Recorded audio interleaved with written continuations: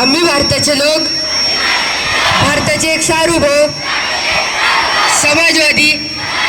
धर्मनिरपेक्ष, लोकशाही गणराज्य घडवण्याचा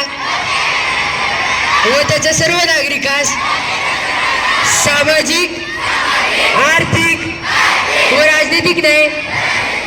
विचार, अभिव्यक्ती, विश्वास, श्रद्धा व उपासना यांचे स्वातंत्र्य, दर्जाची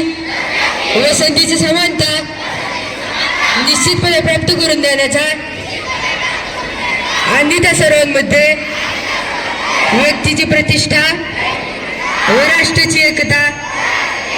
आणि एकात्मता यांच्या सुसंत बंधुता